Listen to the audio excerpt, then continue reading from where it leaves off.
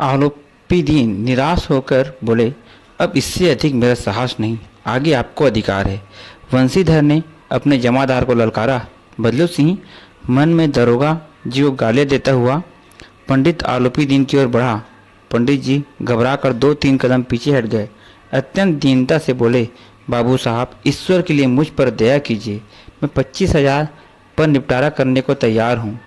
असंभव बात है। 30,000 पर किसी तरह संभव नहीं। क्या 40,000 पर भी नहीं? 40,000 नहीं, 40 लाख पर भी असंभव है। बदले सिंह, इस आदमी को हिरासत में ले लो। अब मैं एक शब्द भी नहीं सुनना चाहता। धर्म ने धन को पैरों तले कुचल डाला। आलोपीदीन ने एक हष्ट-पुष्ट मनुष्य को हथकड़ियाँ लिए अपनी ओर आते देखा। चारों ओर निराशा और कातर दृष्टि से देखने लगे। इसके बाद यकायक मूर्छित होकर गिर पड़े। दुनिया सोती थी पर दुनिया की जीभ जागती थी। सवेरे ही देखिए तो बालक वृद्ध सबके मुंह से यही बात सुनाई देती थी। जिसे देखिए वही पंडित जी के इस व्यवहार पर टीका टिप्पणी कर रहा था। निंदा की बौछारें हो रही थी। मानो संसार से अब पापी का पाप कट गया। पानी को दूध के नाम से बेचने वाला ग्वाला, कल्पित रोजाना मचे भरने वाले अधिकारी वर्ग, रेल में बिना टिकट सफ़र करने वाले बाबू लोग, जाली दस्तावेज बनाने वाले सेठ और साहूकार, सब के सब देवताओं की भांति गर्दनें चला रहे थे। जब दूसरे दिन पंडित आलोपीदीन अभियुक्त होकर कांस्टेबलों के साथ हाथों में हथकड़ियाँ, हृदय में ग्लानि और क्षोभ भरे लज्जा से गर्दन झुकाए अदालत की तरफ चले तो शहर में हलचल मच गई। मेलों में कदाचित आंखें इतनी व्यग्र न होंगी। भीड़ के मारे छत और दीवार में कोई भेद न रहा।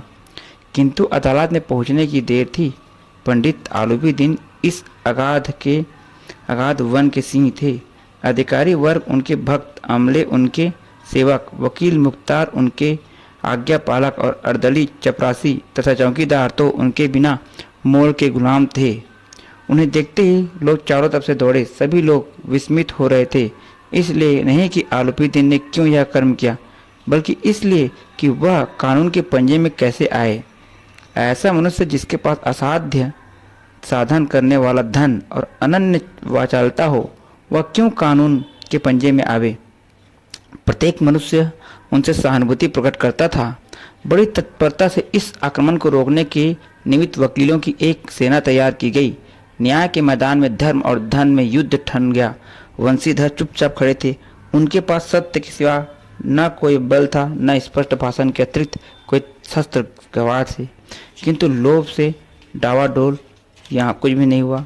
यहाँ तक कि मुंशी जी को न्याय भी अपनी ओर से कुछ खींचा हुआ दिख पड़ता था। वह न्याय का दरबार था, परंतु उनके कर्मचारियों पर पक्षपात का नशा छाया हुआ था। किंतु पक्षपात और न्याय का क्या मेल। जहाँ पक्षपात हो वहाँ न्याय की कल्पना भी नहीं की जा सकती। मुकदमा शीघ्र ही समाप्त हो गया। डिप्टी मजिस्ट्रेट ने अपनी दस्तावेज में लिखा, पंडित आलोपीदीन के विरुद्ध दिए गए प्रमाण निर्मूल और भ्रमात्मक हैं। वह एक बड़े भारी आदमी हैं। यह बात कल्पना से बाहर है कि उन्होंने थोड़े लाभ के लिए ऐसा दुस्साहस किया हो।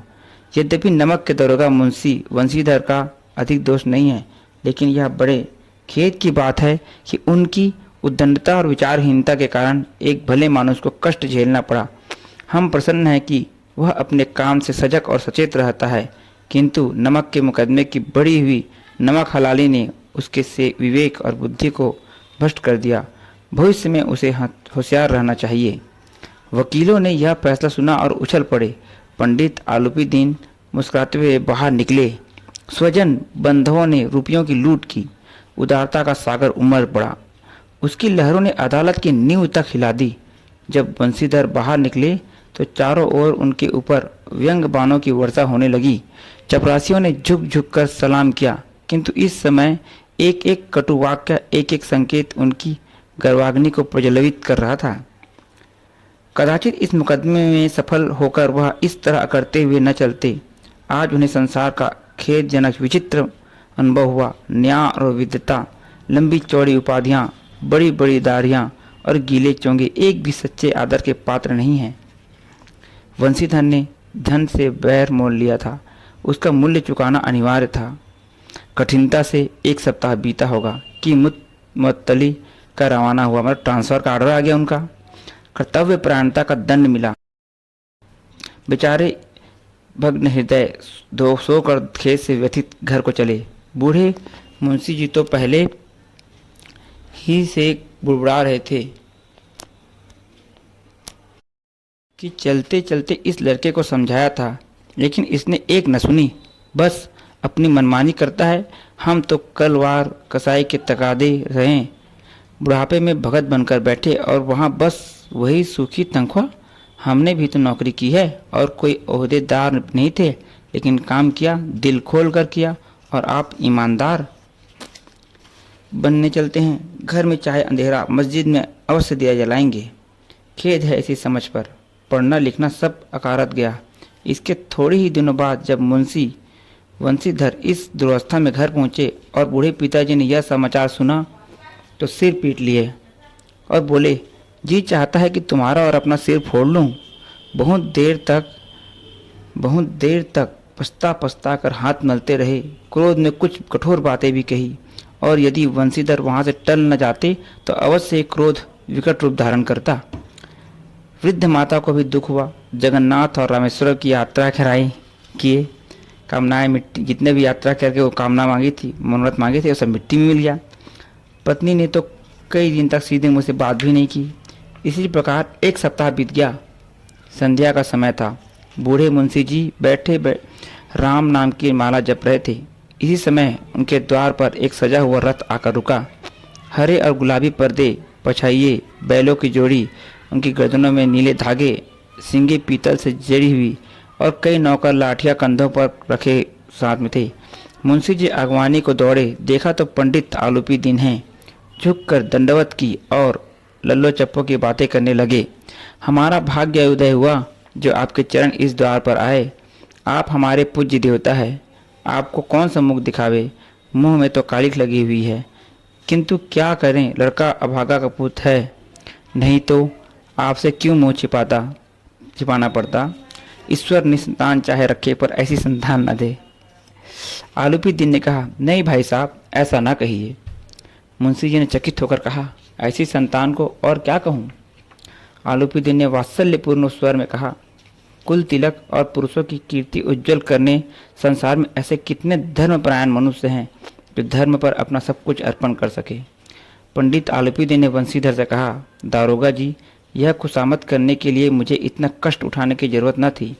उस रात को आपने अपने अधिकार बल से मुझे अपनी हिरासत में ले लिया था, किंतु आज मैं स्वेच्छा से आपकी हिरासत में आया हूँ। मैंने हजारों रईस और अमीर देखे, हजारों उच्च पदाधिकारियों से काम पड़ा, किंतु मुझे परास्त किया तो आपने। मैंने सबको अपना और अपने धन का गुलाम बनाकर छोड़ दिया। मुझे आज्ञा दीजिए कि आपसे कुछ विनय करूं। वंशीधर ने आलूपी दिन को आते देखा तो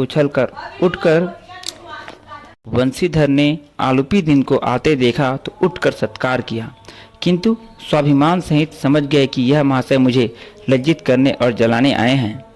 क्षमा प्रार्थना की चेष्टा नहीं की, वरन उन्हें अपने पिता की यह ठाकुर सुहाती की बात असह्य लगी प्रतीत हुई। पर पंडित जी की बातें सुनी तो मन की मैल मिट गई। पंडित जी की ओर उड़ती हुई दृष्टि से देखा, सद्भाव झलक रहा था। गर्व से अब लज्जा के सामने सिर झुका लिया।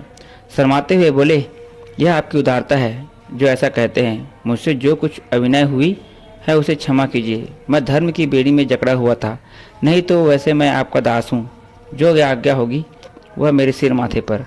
आलूपी दिन ने विनीत भाव से कहा, नदी के तट पर आपने मेरी प्रार्थना नहीं स्वीकार की थी, किंतु आज स्वीकार करनी पड़ेगी।